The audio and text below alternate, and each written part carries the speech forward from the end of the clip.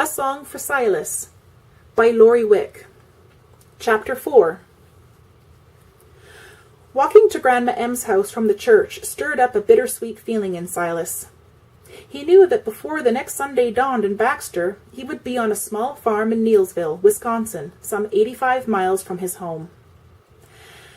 As Silas walked up Grandma M's street, he savored the approaching spring. It was his favorite time of year.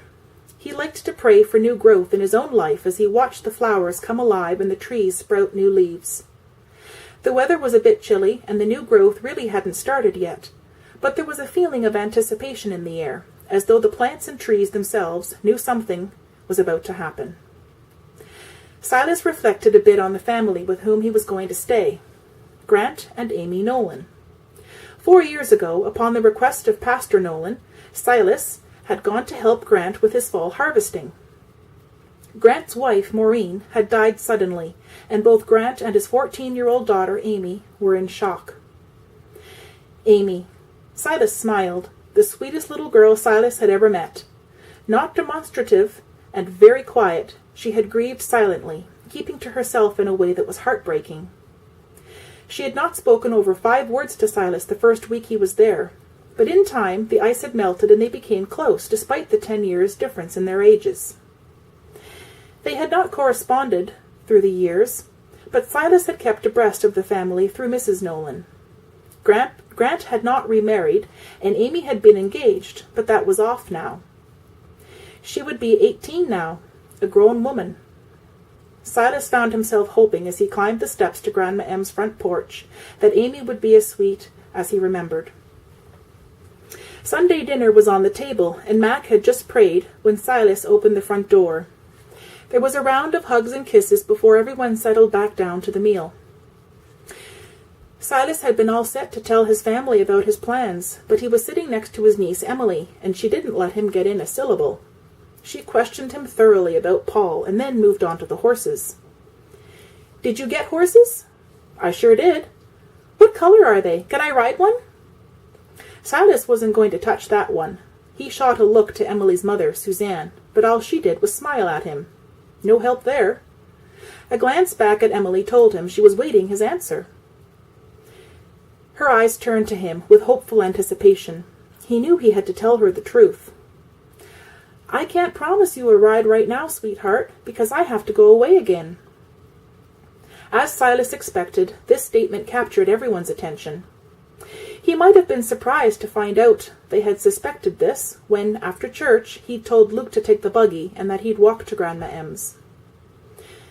"When do you leave?" The question was directed to him by his grandmother.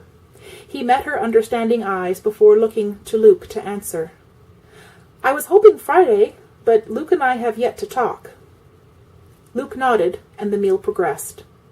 The subject of Silas's departure was dropped, everyone realizing that Silas and Luke would have to talk this out on their own. The front porch ended up hosting the conversation between the brothers. Luke's twin brother, Mark, and Mac were also present. Silas told them the added information Pastor Nolan had relayed, and concern was evident on every man's face for the trials of this family. "How long do you expect to be gone?" Luke's question was matter-of-fact, knowing Silas's decision to go was already firmly planted in his mind.